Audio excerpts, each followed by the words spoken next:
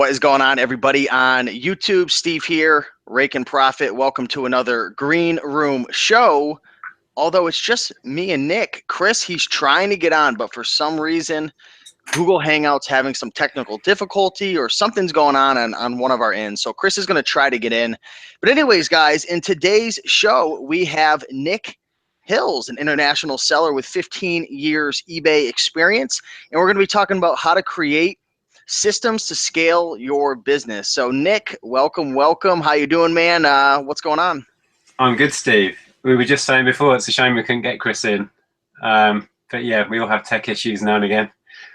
We'll see. Maybe he can get through and join us a bit later. We'll see what happens. But yeah, I'm good. Awesome, man. Yeah, and where are you from, Nick? I live in a town called Hitchin, which is about 30 miles north of London. So that's the easiest way to explain it. Awesome, man. Cool. So, yeah, welcome everybody. Live show, Green Room show. Chris is going to try to get in. Let's jump into the comments real quick and shout some people out. And then we're going to do a little more of an introduction and talk about who Nick is, what he does, and kind of what we're going to be talking about during this show. We've got Ronald Swartz in the house, Rhonda, Brian, Ricardo Sanchez. Steve, what's good? Everything's good. Excited for the show. Rockstar Flipper, what's going on? Casey, good to see you. Brian Dormio in the house. Miles, Draco, Miners Treasures, Jason. We have a ton of people right now. 74 people watching live. So welcome, everybody. Nick, who are you, man? What do you do? And talk about your experience on eBay and any other platforms that you sell on. Okay, well, I'm Nic Hills, live in England, as I just said, not far from London. I went full-time self-employed back in 2002 with my wife. We've both been doing this for the last 15 years now. Started on eBay, then we branched out into a bricks and mortar store, reselling there, ran a bricks and mortar store alongside eBay and then Amazon at that point. Then we closed that and we went back online only, and then we briefly experimented with retail again recently. Currently, we are working from home. This is one of our 2 offices at home, and we sell on eBay and Amazon. And we've kind of gone full circle again. Now we're back to just internet only. We buy and sell pretty much whatever we can get our hands on. You got a couple things behind you. A couple of things, yeah. We're at the moment still trying to plow through a backlog. We'll get into that in a bit about how we source stock and issues we may have or may not have with stock. But yeah, it's fun. Like I say, I work alongside my wife. She has a separate office somewhere else in the house. So we have that little bit of distance, which I think is healthy. So yeah, in a nutshell, that's us. Awesome, man. Well, welcome. This is going to be a fun show. And I'm excited to pick your brain. I mean, there's so much value in these live hangouts. There really is. And if you can just get 1 or even 2 gold nuggets. I mean, even just 1, I mean, it could change your business. I mean, have you been like a strong advocate of learning and watching videos on YouTube, or are you more or less just a content creator? I didn't even know people were making videos about reselling until I bumped into Chris, funnily enough. Shame he's not on. I bumped into Chris's videos first and was blown away the fact that somebody was talking about what I do, essentially reselling in any form is what I do. And then I found other guys and yourself, but there was nobody in the UK doing it. And that was my sort of jump off point. And I thought, I've been doing this as long as these guys, if not way longer in some cases. And I thought I have a lot to offer. So yeah, I just had a go. And now I've been doing videos for about 2 years, maybe 2.5 years. And in the UK now, there must be 40 or 50 guys making videos now. It's all grown from myself and a couple of others.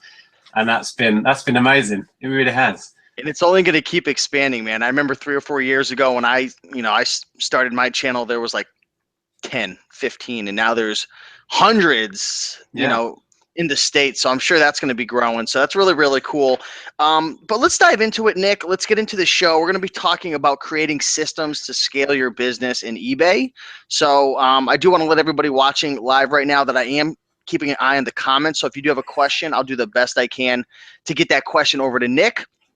So either he can or I can help to answer that question. So let's dive in and let's start talking about sourcing, and let's start talking about systems.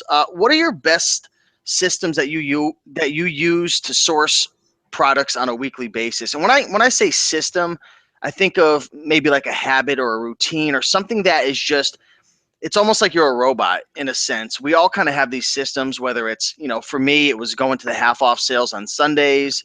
Do you have any systems or things that you have in place that guarantee or assure that you get a certain amount of inventory on a weekly basis? For us, I don't know how it is where you are, but a lot of what we do is very, very seasonal.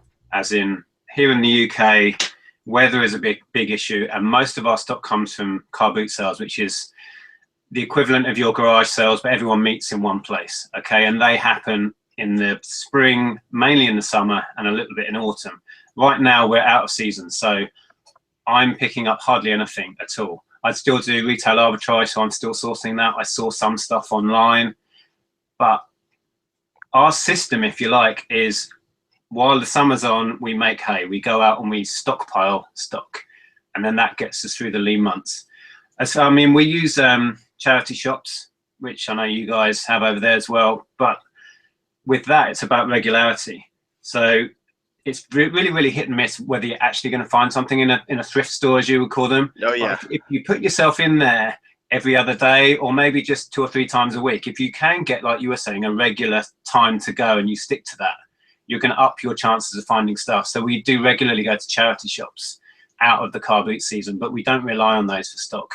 Most of what you see behind me is stock that we pick up in the summer. So that's our system, if you like, is while the stock's out there, we fill the car up every weekend, and that's how we ensure we've got enough to get through the winter.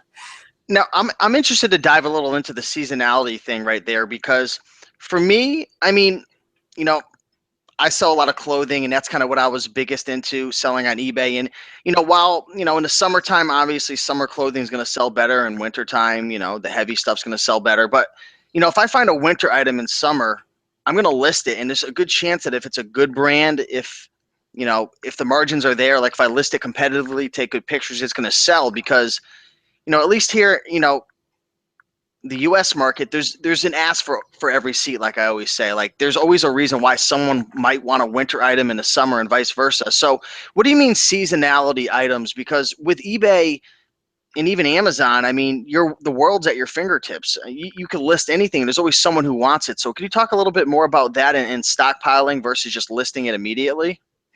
Yeah, I agree with you. With clothing particularly, we sold swimsuits and bikinis in the middle of winter because somebody is going to Australia. There's always somebody who wants that item, and out of season they can't get it on the high street. So I totally agree with you. When I was talking about seasonality, for us, that's about the sourcing, because the stock is only really there in any great volume for us in the summer. Oh, really? So that's our big. We get most of our stock, the vast majority, in the sort of summer months, because that's when every Tom, Dick and Harry is going to the car boot sale and having a clear out, because the weather here is so bad out of season that nobody wants to stand in a field and get rained on. So we source most of our stuff seasonally, really. We pick up the vast majority in the summer, so we have to stockpile because there's no way we can list it all. It's a case of volume. So that's more what I was getting at with seasonality. We have to source in the summer because that's when the majority is there. That's cool. So outside of the summer, are you literally like not going to any of the charity shops or thrift shops, like we call, or any of your other methods? Are you not going at all? Like, is it that depleted, or is it going from 4 to 5 days a week down to like once a week or once a month? Right now, we're doing very little. We may pop to charity shops. I do a little bit of online sourcing, but it's a case of plowing through the backlog we accumulated in the summer. And that's how we've always operated. I'm not saying it's how everybody should, but I can only talk about my experience, and that's what works for us. But Dude, it means you have to be kitted out for storage. You have to have a certain amount of space and a certain amount of racking and storage space. Otherwise, it just wouldn't work the way I do it. If we had that seasonality factor here in the States, I'm sure it would help out a lot of us sellers, and myself included, because it's like so addicting going to these thrift stores and these different sales and picking up items, but getting your butt to actually list them is a whole nother story. So in a sense, that almost forces you, Nick, to list, because you have your season when you're gathering all the food. It's almost like back in the old days, right? You gather all your food and you preserve it, and you You Yeah. ration Well, it for my winter. my wife describes us. I think she did in a hangout video not long ago. She describes us as squirrels, as in we go out there when the nuts are on the floor, if you like, and gather them up, and then in winter we're okay because we have the stock. So that kind of sums it up. The thing is, we could be out going to every charity shop, thrift store, as you call them, right now, but the pickings are so slim compared to what we can get in the summer, and it's not really time efficient for us. You see what I mean? And while we've got the stock here, we don't really need to. So yeah, we do get that bug and we have that itch, so we have to go out and scratch it now and again. But yeah, we're not actively sourcing stock right now, is how I describe it.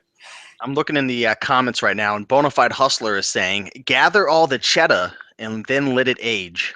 So Yeah. gather all that cheddar cheese and let it age, let those profits mature. We've got a question, actually a couple questions. One from my buddy Casey over at Rockstar Flipper. And Casey asked, do people use Craigslist or Facebook Marketplace in UK at all? I don't think Craigslist actually exists over here. If it does, I've never seen it. We have Facebook Marketplace, which is good, and I'm actually selling some bits on there right now just to try that out.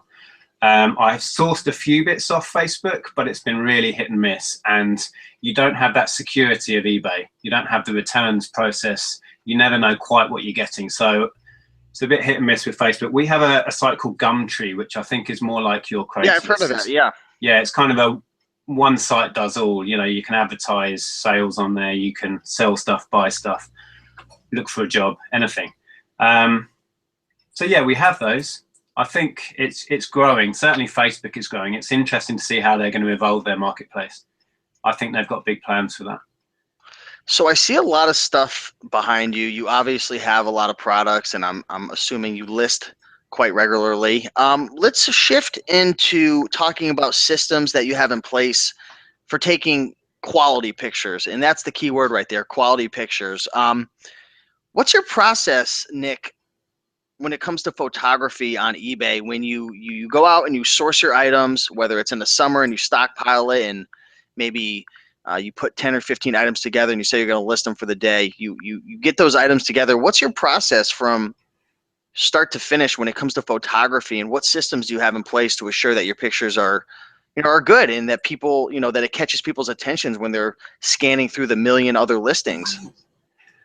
The very basics, you might be able to see, I have a light booth back here. So I've got two big lights and a little corner that's all set up specifically for photography. Unfortunately, in here, I have virtually no natural light.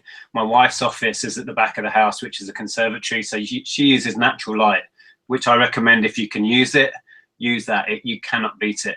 But for me in here, most of the stuff just goes on that photo bay. I tend to do them in batches. I'll get, let's say I tend to do 10 items at a time because it's manageable. Do the photographs first, upload them all, edit them, and then take it from there. And I do little chunks at a time. That works for me. But yeah, there's not much more I do. I actually do all of my photography on my iPhone. I was just going to ask you. iPhone cameras now, I think, are up there with a decent digital camera. I used to use a digital camera, but it's so much easier with the uploads. So much quicker. Yeah, so that's it. Not much more to say, mate. There was a guy, my buddy John Dugan, he goes by the Resell Rabbit on YouTube. Yeah. Gotta love the name. He actually posted a video in the green room sharing how he was listing on his iPhone, and then he had a wireless keyboard, because you know how it's kind of a pain in the butt to type the description unless you're using like I'll use the voice command, but it always like misspells things and whatnot. So he had a wireless keyboard and he was listing on his phone, and then when he went to do his description, he typed it in with the keyboard. Have you ever heard of that? Anyone doing that before? No, but it's a good idea. I tried for a while just doing everything on the phone, and typing on here is a nightmare. And like you, I've used the voice thing, and it goes so well for so far, and then it just screws up and it puts in a load of mumbo jumbo. So no, that's a good idea. Another thing I've done in the past, Nick, is I've saved it as a draft. So I've say I have I don't know, 10 listings.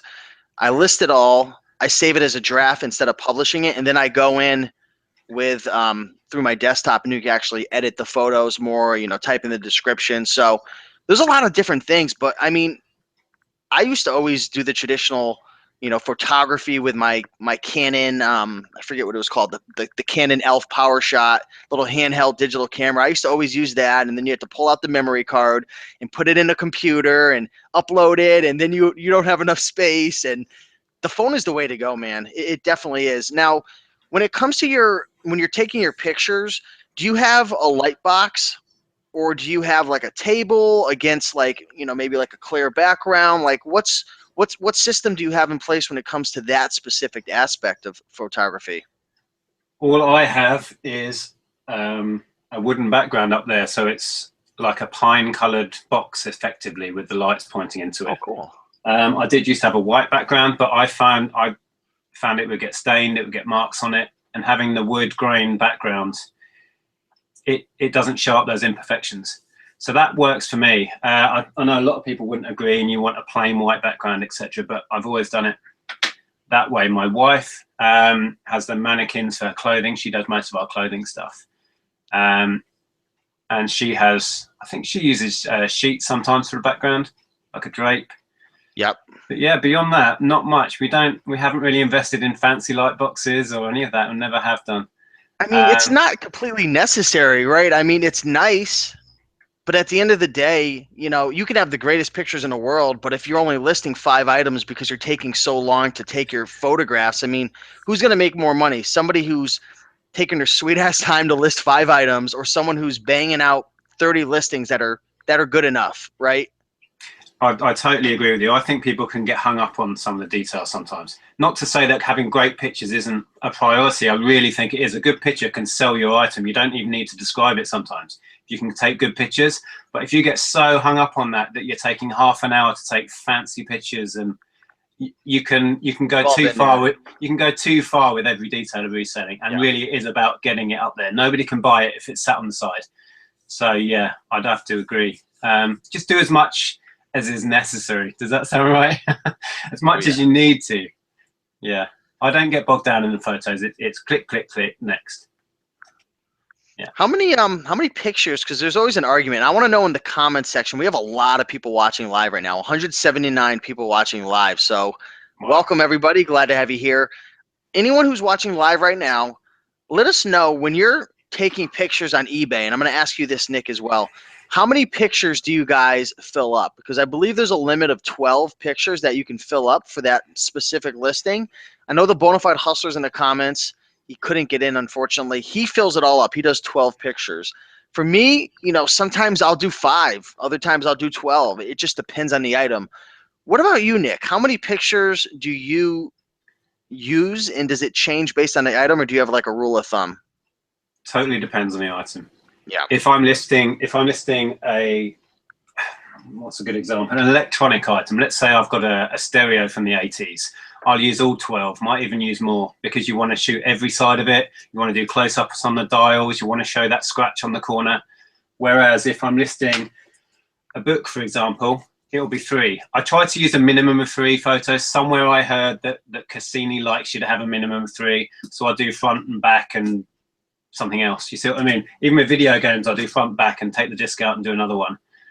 But for bog standard items that someone knows what it is, someone knows what it looks like, it doesn't matter, I don't think. So 3's enough. But for something that you need to describe its condition, clothing particularly as well, I think you need those details. So I would use all 12. I mean, what about you? Does it depend what you're listing then? Yeah, it really does. I mean, for certain clothing items, like if it's like a t-shirt, I mean, how many pictures can you really take? You take the front, the back, the tag. I mean, and then you can maybe take, maybe more of an up close one that has like a different angle, maybe 5 or 6. But how are you going to fill up 12 with a t-shirt? So it depends on the item. But if I have, maybe some like, if I have a suit, right? Like there's so many things from, the front of the jacket to the back to the collar to the lining to the buttons to the pants to the hem. I mean, there's a million pictures you can take. So I think it depends. My advice to everyone is think about the buyer and put yourself in the buyer's shoes. What are they looking for in the pictures, right? Like if you have an item that has a lot of details, they might have 7 or 8 questions, right? So pictures can kind of tell a story, not only based on the, you know, it not only tells a story of the condition, but it tells you a lot of different things, right? So, you know, taking more pictures sometimes saves me on having to write more of a lengthy description, Yeah. because the odds of someone going through all your pictures versus reading your whole description, like I feel is like 90% better chance that someone's going to look through the pictures. It's just how we are. We watch movies, TV. I mean, everyone's always looking for illustrations. So I think pictures are really, really important. But again, to kind of sidetrack about what Nick was saying, don't get caught up in it too much. Get your items listed. That's the biggest thing right there. I mean, have you ever gotten to a listing slump where you're buying, or maybe you're not feeling it and you stop listing? I mean, that hurts the bottom line really severely. It's a struggle listing. I've been doing it for a long time, as we said, but yeah, I have days where I just can't get into the groove. I have days, sometimes weeks, where the numbers all go right down. But I try not to beat myself up over it. We're at a point, and I spoke to you briefly about this before we went on air. We're at very different points in our reselling career, and if anything, we are trying to find ways of doing less, because we've achieved where many of the things we wanted to achieve with reselling we have already, which was to buy a house, pay off the mortgage, etc., etc. So now we're thinking of ways to, if we can possibly, do less. Like today, for example, we went to London with our daughter because she's off school. Tomorrow we're going out with family. So that's 2 days out of the week we're doing no reselling. But that's half the reason why we're doing it, because we have that freedom. You see what I mean? Can we shift gears a little bit and talk about that? I feel like you're going down the road of like kind of like automation or leveraging your time, or kind of like the 80-20 principle. I feel like you're going down that road. Is that how you're thinking? Are you trying to think like, are you asking yourself, how can I get more with doing less? And are you trying to be more strategic with different decisions you make in your reselling business? Do I hear you correctly? It's more, I think, doing as much as we need to. Because I love reselling, and I would work all day, and I mean it's no surprise that I'm still up at 1 a.m. talking to you. I'm normally up late working. I need to tell myself, you know, we're perfectly fine financially. We don't need to work every hour that God sends. So for me, it's about appreciating the position we're in and that we've got ourselves to, and taking more time out. And my focus, I said also to you that you remind me so much of me 10 years ago. I was so driven, so focused, and I have so much respect for that. But I'm in a different place now, and I have to almost hold myself back to spend more time with family, to spend more time enjoying the money we have and the freedom we have. That's where I'm at. So let me ask you, how do you free up your time and allow yourself to take a step back without really destroying your bottom line? Because, you know, eBay, it's a time suck unless you've got employees and different systems in line. I mean, it's one of those things where you kind of get out. If you put out, you know, 10 units of energy, you're going to get out typically 10 units of profit. Like, I'm just trying to make an example. Like with eBay, it's hard to leverage it and scale it and take yourself out of it. So I'm curious, are you just accepting the fact that, you know what, I don't want to work 24 hours a day. I don't want to die of a heart attack one day, because I mean, let's just be real. A lot of resellers are super stressed out. I notice a lot of them are really out of shape.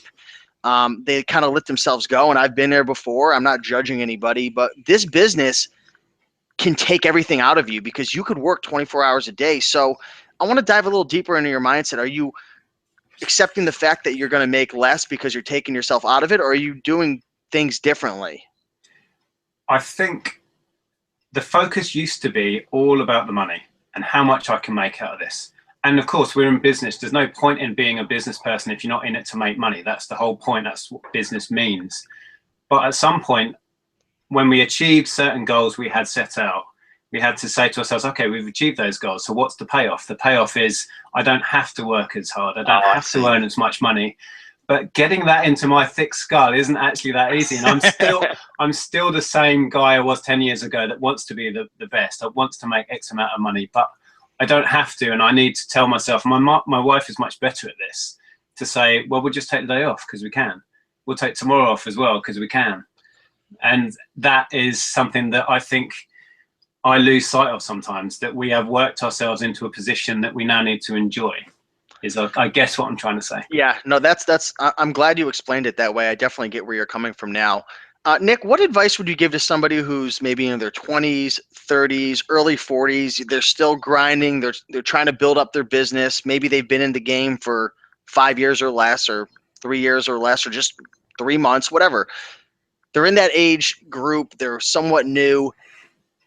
Do you suggest to go balls to the walls, crazy 12 hours a day, or is it okay to take a week off? Or do you even feel like it helps you, like when you were new, like give some advice to somebody who's working like crazy trying to build it up? Is it okay to take some time off, or do you just have to put your nose down and grind?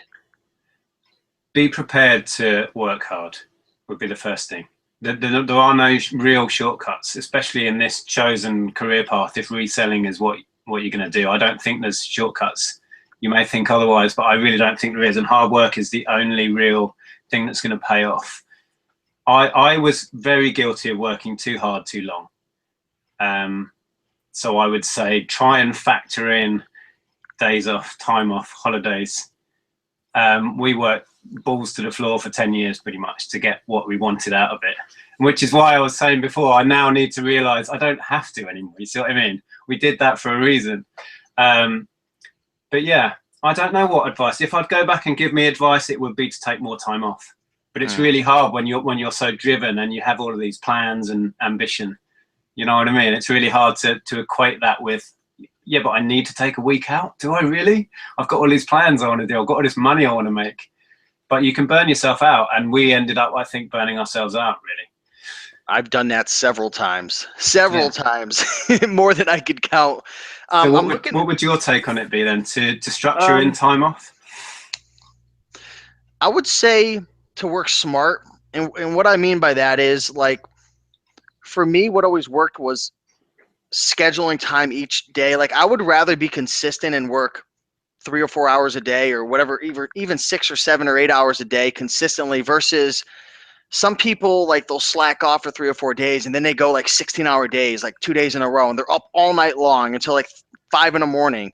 And then that ruins their next day. And then they're in a bad sleep pattern. Then they're eating bad. They don't feel good. And like, I've been there before where like I just never went to sleep and I was up all night. And like, that's the hardest thing for me when I transitioned from quitting my job working at restaurants to, at that point, was 3-4 years ago when I was full-time eBay. The hardest thing was like managing my time and realizing that I'm the boss. I get to make the decisions. Like there's no clocking in or clocking out. You're always on the clock if you want. So I guess my advice would be to work smart.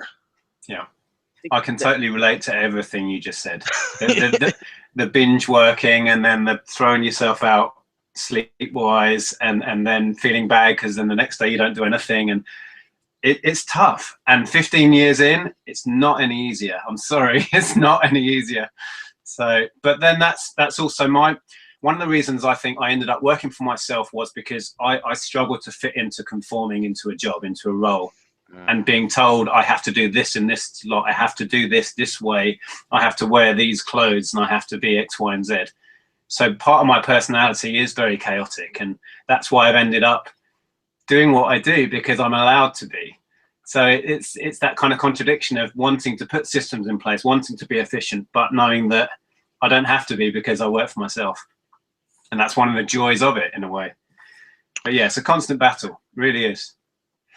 I'm looking at the comments right now. Texas Gal Treasures in the house. What's going on, Margaret? I saw Chad from the Golden Finger Picker channel in the comment section as well. Chad, good to see you from sunny Florida.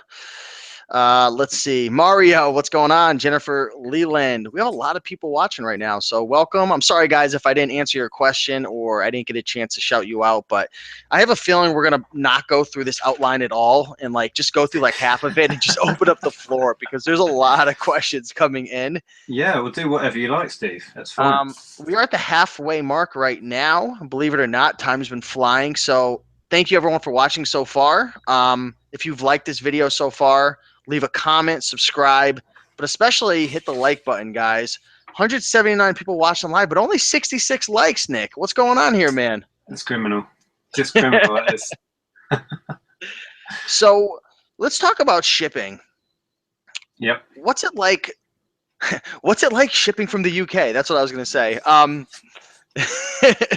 What I don't know if you know much about shipping from the States. I'm gonna guess not, because why would you have to know? But is it, like, in your eyes, is it really expensive to ship from the UK? And could you talk about just shipping in a sense and your thoughts on it? I don't know how it relates expense wise at all. I am a big proponent of the global shipping program for international. I switched all of my stuff to that. It has its pros and its cons. It's really expensive for some things. It works out really well on others. So I don't do my own international shipping at all. I used to. For domestic shipping, I have an account with the Royal Mail, so I get discounts because I have a bulk account. Is that like with the them. main one? Because we have the United States Postal Service. Yeah, that's the main one in the UK. Royal Mail. I like the sound of that. Yeah. Here's the old logo, Royal Mail. Yeah, let's see that. That's my invoice. So what's it cost you to send out, like let me take a step back. Like, do you guys have something, like we have something that's called first class, where if it's under 16 ounces, like, it's really cheap to ship out? Like, do you have something like that over there as well? It's pretty complicated. Well, it might be. It's different. We have, with Royal Mail, you have first class mail and second class mail. First class mail goes quicker. First class mail goes quicker. Okay. Yeah, and costs you more. But then we have different size guys. You've got letter, large letter, and parcel, which are all done on different weight scales, and the cost goes up. So yeah, the benefit that I have of having an account, and I'd recommend anyone in the UK looking into it, is that all of my stuff is done on averages, average weight. So I save a lot of money on my parcels. If I send out a load of clothing, which is generally quite light, I can put in some big heavy electronics or something, and because the average is under a certain amount, I get them all at a flat rate, which if you go into the post office and do it over the counter, you'll be charged each one on its merits. So it saves me a lot of money that way. Interesting. Do you offer 1-day shipping, and do you offer free shipping? Because over here in the States, eBay incentivizes a lot of us to do the 1-day shipping, to do the free shipping, offering returns, stuff like that, to get the top rated seller status. What's it like over there in the UK when it comes to shipping and eBay? I don't know. I'm sorry if I sound ignorant, because I don't know what's the same and what's different, but I'm pretty sure it's the same, as in we have top rated seller, you get those bonuses if you offer free shipping. There's a big difference of opinion in the UK reseller community as to whether you should do free shipping or not. I don't tend to. I don't think the advantages are worth it. I only offer free shipping on media stuff because that's kind of the norm now. So on your games, CDs and that, I'll offer free shipping. Everything else I add it on. And it doesn't seem to affect my business at all. Are you free shipping? Is that your model? Not every single time, but most of the time I do free shipping, especially with clothing. If it's first class, which is under 16 ounces, then it's only like $3 and change to send out. So, from my understanding, free shipping helps with ranking in the algorithm. Like, I've always believed that also helps with top rated seller, right? Yeah, you get. There's a couple different things. If you offer free shipping, I think you get some money off, don't you, when you list? But I tend to ignore it. Yeah, I mean, let's ask the comment section right now. Are you guys offering free shipping, or are you charging shipping? That's a whole nother conversation right there. But I'm curious to hear what other folks are doing. Right, it's always interesting to hear what other people are doing to run their business, and have things changed a lot in terms of like shipping price over in the UK? Because over here in the States, there's been some good things that have happened recently with like certain changes with first class and whatnot. But overall, like, the prices continue to go up. How about in the UK? Is it going up with inflation and people get upset, or what's the deal over there? It goes up regularly. I don't know how often it is. It's either once a year or once every couple of years they put all the prices up. But it's interesting, in the UK, there's a lot of new courier companies who are coming in and trying to steal business off Royal Mail. So really? They're making it more competitive. So there's a lot more competition these days, which for larger, bulkier stuff is really helping. But is it run by the government, Royal Mail? It was a government-run thing, but it was privatized. It was sold off. Oh, interesting. Yeah, but it hasn't exactly changed the structure of it. It's still the Okay. same. And it's still the case that no matter where you live in the UK, you can send something anywhere in the UK for the same flat rate, and they're obliged to offer that. So if I send something to the very north of Scotland, it costs the same as sending something next door. Interesting. Because Looking I at know in the US, it depends state to state how much it costs, doesn't it? The further you send it, the more it costs. right, yeah, the weight, the size, the distance, Yeah. all comes into play. So I'd say, I was going to ask you a question. I'll ask you this first before I was going to say what I was going to say. But what do you think one of the biggest mistakes that beginners make when it comes to shipping on eBay? Because I have like 5 off the top, but I want you to put in your input first. Mistakes for shipping. Not knowing the weight of it once it's all packaged up, so underquoting. In the UK, a big mistake people make is to qualify for large letter, it has to be under 2.5 centimeters. And people don't realize that once you bubble wrap something and then put it in an envelope, it's too fat and then it goes as a parcel, so you lose money.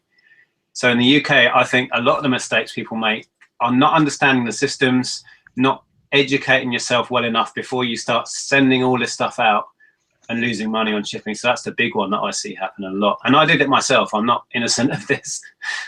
I'd say a big mistake that I notice a lot of people making, and I even made it when I was new, was not printing your labels from home. I don't know what it's like for you guys, but we actually get a discount printing our labels from home through eBay, and it's pretty significant.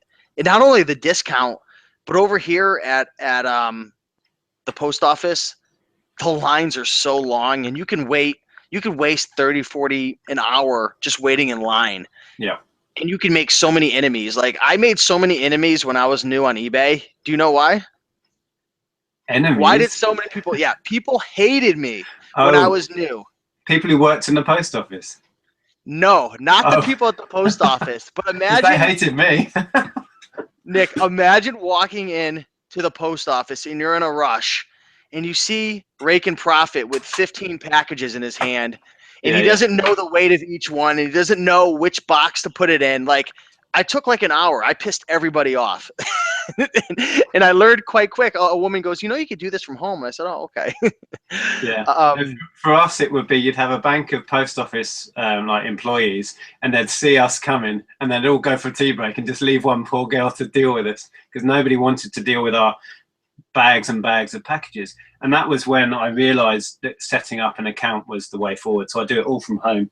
I just grab I actually just print my postage on. I have a stamp. So I stamp my parcels with either that's a second class, I have a first class stamp as well, and it all goes in a sack and I drop it off. nice. Yeah. Very cool. What systems do you have in place? This is a pretty crazy question, but a lot of people don't even know this answer. You can ask people and they just won't know. What systems do you have in place to assure you're actually making money in your business? I've never heard anybody ask that to somebody, but I want to ask you, how do you know that you're actually making money in your business? Do you review your financials every month? Do you have Google Sheets or Excel spreadsheets with your cost of goods, expenses? How do you actually know that you're making money? It's a good question. In fact, it's the great question if you're in business. If you're not asking yourself that regularly, I think you need to reassess what you're doing. I've been doing this that long that I naturally, without even thinking about it, check the bottom line, check the bank balance on a regular basis. I check my weekly figures coming in and going out. I check monthly figures. I compare those with a year ago. And I think I do all of that on autopilot these days. And I would say that's a huge thing if you're just getting into this, to be honest about the numbers, particularly when you're starting. Be honest about how much you need to make. If you're going to do it full time, totally, be honest about how much you need to make, and be honest with yourself whether you're actually doing that. It's so easy to get caught up in the romantic idea of, oh, I'm going to be self-employed, isn't it wonderful? But if you can't focus on the numbers and understand the numbers, then it's going to be problems. Do you think it's a mistake for somebody to, and feel free to, I'm not trying to make this a biased question. Feel free to answer it however you please, Nick. But do you feel like it's a mistake? Because I've done this for the longest time too, and I learned, for me, it didn't work. But do you feel like it's a mistake for people to just buy things and say, okay, I know that there's money to be made here and I don't have to do any accounting, or I don't have to have a spreadsheet tracking my expenses, my costs, cost of goods sold, different things like that. Is it a mistake to just buy and sell and, you see your bank account going up, but you don't really know? I mean, should somebody have a system in place, or does it not really matter? Do you mean to track your Yeah, profit on each individual item? not on each individual item, but to kind of track, like, okay, how much I'm spending with cost of goods, how much is, coming out in eBay fees, like how much profit I'm actually making this month, because maybe this month I spent an extra $1,200 on items that I purchased, and the cash flow alone actually took away from my overall profit. Because a lot of people want to quit their job and they say in their mind, okay, I made, I'm making $2,000 profit this month. But what they don't realize is some months you're buying so much that there's a cash flow issue going on, and then you don't have that money to pay your bills. So I just didn't know what your take was on that, if it's really that important or not. It's difficult because, especially with what we do, I don't know if you find it the same, but I'm an opportunist. And if a particular deal comes up that's going to cost me £4,000 to get in on, but it's going to make me 15,000, like the deal I had. I don't know if you watched some of my videos last year, but I picked up a van load of stock and it was a one chance thing, and I had to have that money there, and that's cash flow hell. You see what I mean? But those sort of things you need, I don't know. I think it's important in this game to have money in reserve to be able to take on those, but to be able to manage your finances that well, to do that, it's not easy at all, because we're constantly spending to run our businesses, we're constantly investing. I don't know. In answer to your question, I think it pays anybody to have their finger on the pulse of the numbers.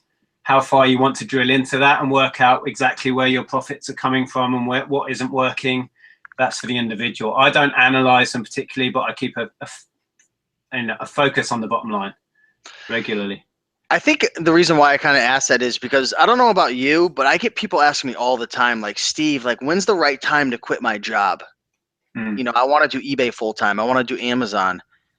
And I always say, you have to take a look at your finances. How much money do you have saved? How much can you spend to build up your business? How long could you go without making a profit if that happens? So I think kind of what you're saying, Nick, is you've got to take a look at your own individual situation and look at, what do you have for cash reserves?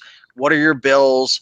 How long could you go without making a profit? Or how long, and when I say how long to go without making a profit, because what if you have you said you had something come along, or if you had a situation where you had to put out 4,000 pounds, I mean, you got to ask yourself, can I do this or not? So I think everyone's different, right? Yeah, and I get asked regularly, people that find my channel and they go, wow, Nick, you do this full time. First, they ask me, how much money do you make? Well, I'm not going to just openly share that to start with. And it says, how much, they ask, how much money do you make? And can I make that money doing this? A, I'm not going to just share with you my income. And B, I have no idea if you're capable of doing this. And then C, let's say you could make the same amount of money I'm making right now. It's not relevant to your situation. I've put myself in a financial position where I don't have to perhaps earn as much as maybe somebody else does to pay their mortgage, to pay their loans, to pay whatever else they've got. It's so relative to the individual. You know what I mean? When I sent Nick the outline for this show, my first question was, how much money do you make, and can I see a copy of your tax return? And this show almost no, but people ask that question because I feel like the 90s or early 2000s, like, all this stuff was like scams. Like, people always said you could make money online, and like they got scammed, or like this system came out and they got scammed. And it's 2017 and people still think that making money online is a scam. And not even that, like, to be such a pessimist, but people don't think that you could actually make a full-time income online. And I think that's why they ask, because they're almost in disbelief, Nick. They're almost like, how can you actually make money online? But the crazy thing is, it's like, it's 2017. It's like easier than ever to make money online. Like, it's not even hard anymore. Like, there's so many different things. Like, yeah, it takes hard work, but like, the cat's out of the bag. Like, the information's there. Like, you work hard, you can make money with eBay, with Amazon. There's a million different things. It's crazy. You can distill everything you just said down to those two words: hard work. And when people question me and keep questioning, how much do you make and how do you do it and blah, blah, blah, blah, I said, well, if you boil it down, it's hard work. No matter what we talk about here, it all does come down to that. And commitment to it as well. I think commitment is a huge thing. Let's answer some questions, man. I'm yapping too much, man. I'm enjoying hearing you talk, but I wanna ask some questions from the feed. We got UK reseller in the house. Do you know the UK reseller? Yeah.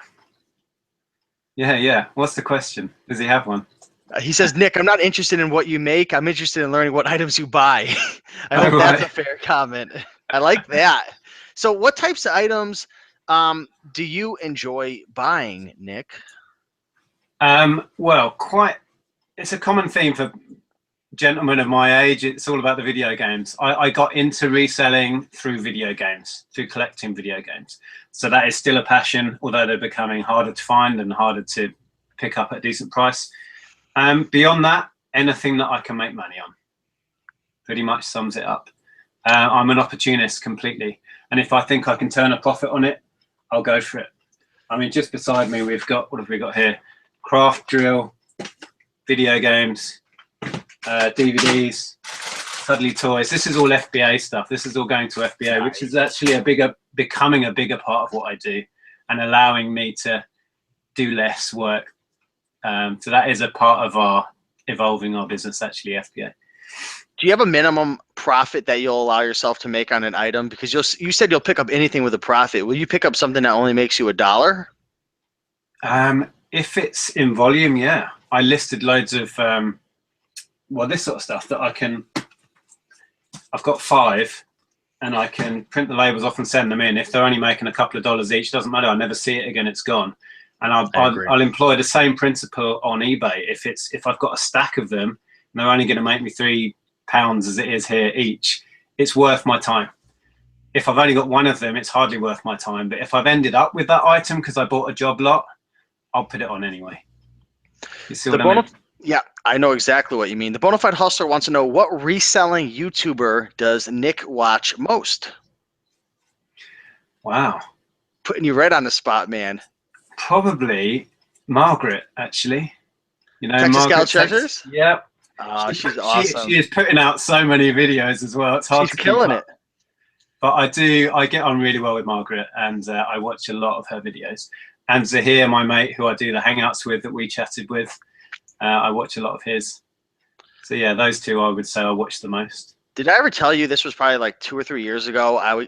Margaret, she was part of the Green Room, which is a group that I run with a couple guys, and she wanted to talk, so we talked on the phone, and she was asking, should I start a YouTube channel?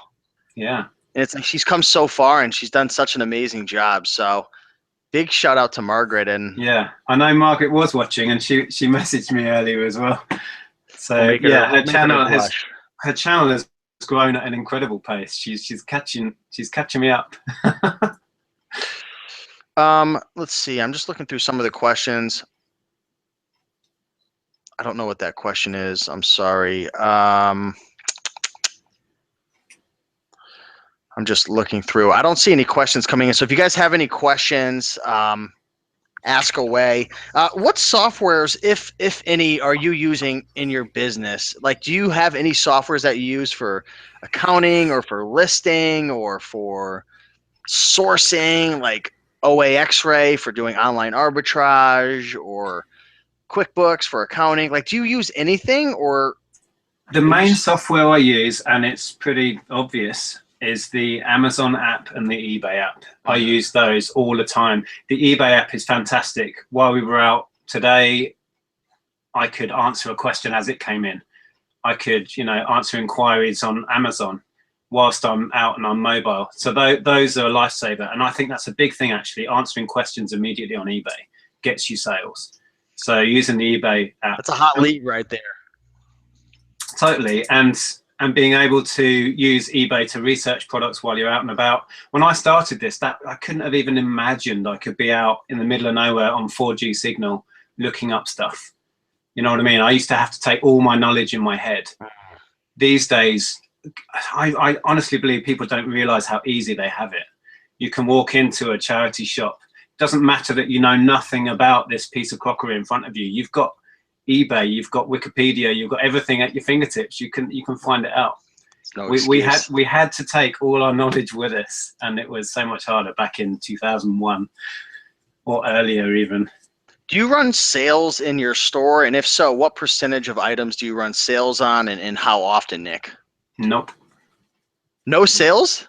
No, I go through and Wow. I will judge it on its own merit and mark it down myself, but I've never done that. Do you have a store? Do you have an eBay store that allows you to run sales? Yeah, I've got the middle size, whatever Okay. one that is. Yeah. Have you ever tried it, or are you just not interested? No, I've never looked into it. I probably will after this conversation, but no, it's not something I've ever looked at. Running sales, man, like it always makes you. Running sales makes you sales. Does eBay promote your item if it's on sale more, do you think? I think it does. I think you do rank better. I mean, I don't have any case studies to back it up. It's a little bit of bro science.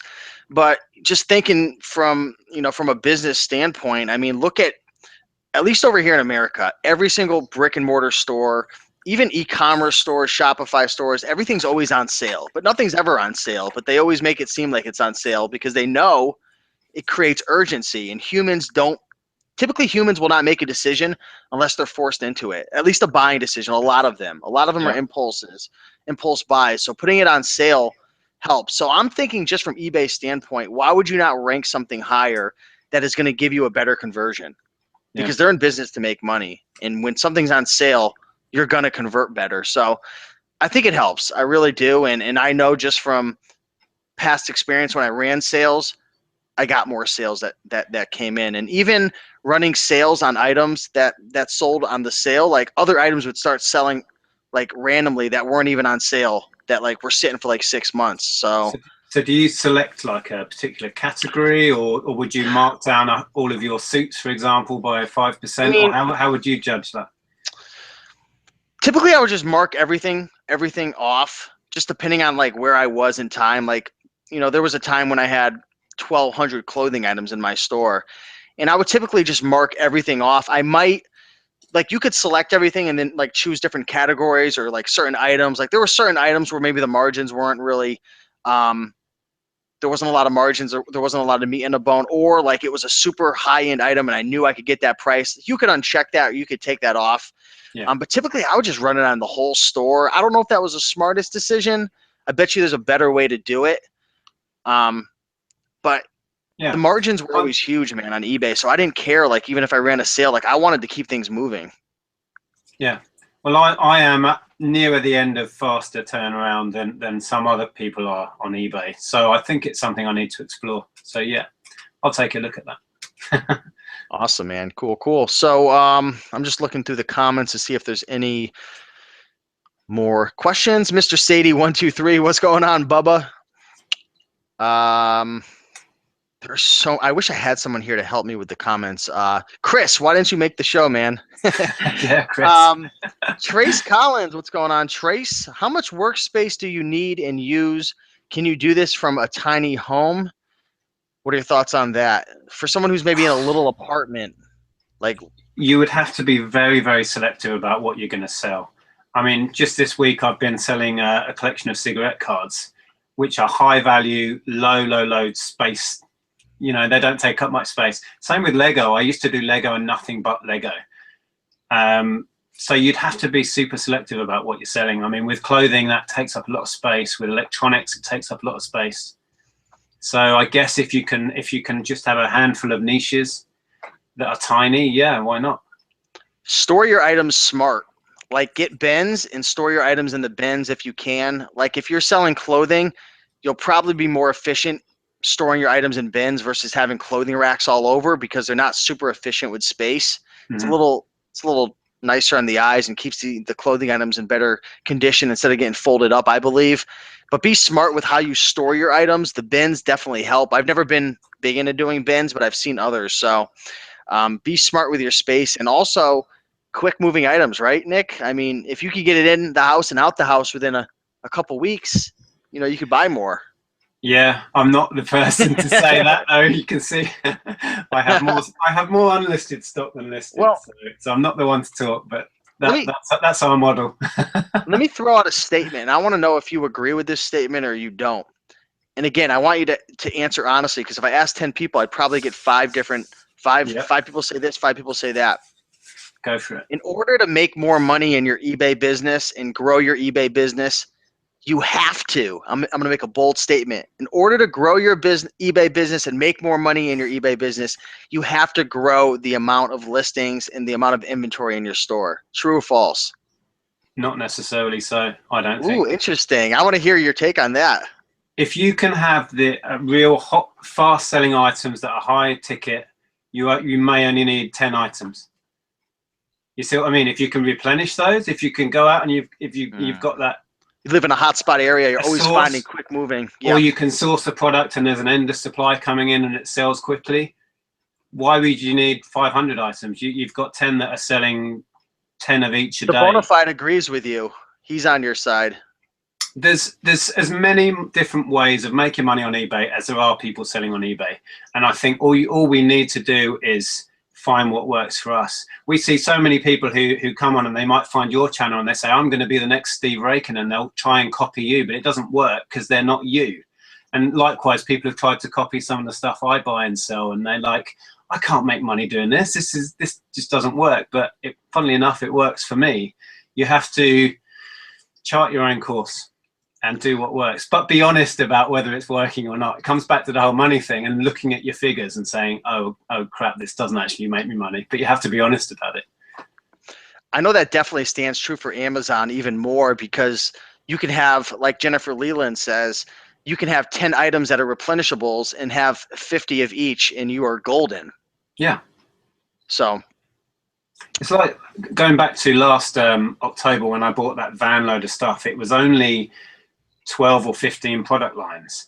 I had the entire van load listed within a few days, and I've got 3 times my investment back pretty much. Well, I will by the time it's all sold, but those listings were made in that first couple of days, and they're constantly selling day in, day out.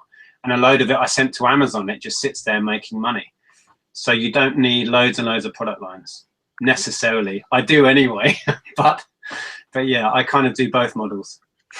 let me ask you one more question. We're at the hour mark. We'll go a couple more minutes because I think we started a couple minutes late. So we'll go for about another 4 or 5 minutes. Is that okay with you, Nick? Yeah, that's gone crazy fast. I know, man. It just, I felt like it just started. Time management. I know a lot of people, and myself, it's tough, man. It is when you work for yourself. I mean, there is no one standing over you. Well, you have your wife, so she might be yelling at you, Nick, list your items. No, just kidding. No, I'm just kidding. It's okay. She's the opposite way. She's Nick, get out of the office. Come and sit with me and talk to me. What are you doing still in the office? But it's true. I mean, when we work for ourselves, there's nobody over our shoulder. There's no boss telling us, what to do and when to do it and stop, go, start, How do you manage your time to get the most out of your days? What systems or routines do you have in place? Like, let's start with, what time do you wake up, and do you have a morning routine, or do you just do you have any routine at all? And there's no wrong answer. I think everyone has their own strategy here. It's my biggest struggle, and it always has been, time management. And people ask me, what's the best thing about being self-employed? I say it's not having a boss and not having structure. And what's the worst thing about being self-employed? Not having a boss, not having structure, because that made me really efficient when I was in employment, and I'd work from 9 till 5 and I'd come home and I'd switch off. One of the pleasures of being self-employed is that you don't have that structure, but it's so hard to impose it on yourself. And I'm scatterbrain, and I wish I could enforce more structure on myself, and I try. But I think, going back to a comment I said earlier, that's part of why I'm doing this, because I didn't fit into regular system, regular life, a regular job. I was always fighting against it all, and I was always rebelling against whatever it was they were constricting me with. So yeah, I'm a chaotic kind of creative individual, and I struggle to impose structure. So I'm the last person to give advice on that one. But how do you, I mean, you've been selling on eBay for 15 years, man. You've been doing a lot of things right. There's a lot of people who start a business, and I know online businesses are a little different, but brick and mortar, what is it? Like 90% of businesses fail within 5 years, and I think it's like Yeah. not far less is like fail within like 2 or 3 years. Like I know eBay is a little different. There's not as much overhead, but it's a business and you've got to be self-motivated and you've got to get shit done. Like bottom line, like you've got to get it done and like you've got to stay consistent. Like you've obviously done that. Like I don't care what you've said. Like you've obviously done that. Like you Yeah. have good routines and habits and you know that. Like what do you do? How do you get yourself to stay consistent over the long haul and get stuff done? I don't know. I work hard. I don't necessarily work smart. I don't necessarily work in very ordered fashion. You made a comment earlier that I'd binge work for a whole day and a whole night, and then I'd be so wasted the next day. I can't do that. That is a pattern I see in myself. But I put the hours in. Over any given week, I will work harder than most people I know. Not necessarily now because we're actually scaling back what we do, but certainly 5-10 years ago, I would work harder than anyone else I knew. But it wasn't very structured and still isn't. Somebody says how to get yourself to ignore the squirrel. The squirrel? Cool, man. So I'm looking just to see if there's any other questions coming through. I don't want to leave anybody empty-handed. Illinois Picker says 90% of e-commerce businesses fail within the first year. People give up. Yeah. Honestly, I don't think people fail due to financial reasons. I think they give up because they realize it's not as easy as it looks. Right? It looks really easy. Like I'm sure there's people watching our videos who think like these guys don't even do anything. But while it's not like super like hard like physically, like it's mentally challenging just staying consistent and like distractions and just the ups and downs, the peaks and valleys. Like it's a mental challenge.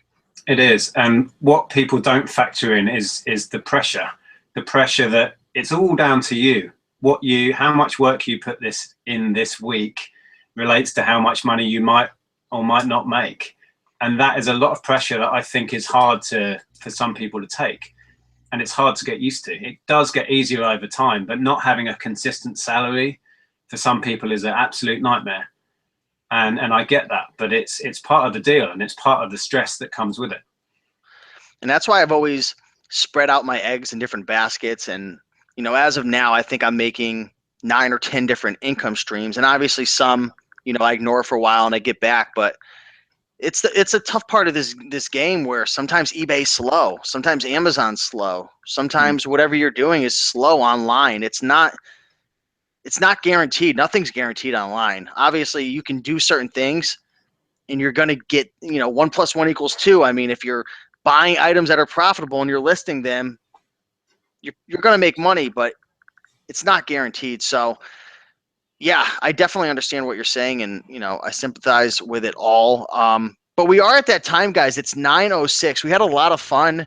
Man, we could probably go for another hour easily without even trying. But we'll get you back for another time when Chris comes on, man. How's that sound? Yeah, let's do that. I enjoy chatting with Chris. A great bloke. Yeah, we appreciate all you guys. Such, one thing I'm really grateful for with a lot of the resellers is they keep things cool in the comments. Like the comment section's been awesome tonight. So I want to thank you guys for keeping it cool, positive, business oriented. So thank you guys. I really, really appreciate you all. If you guys like this video, like, subscribe, comment, check out Nic Hills. I'm going to link you up in the description as well, but how can people find you, man, and watch? How many videos do you have on your channel?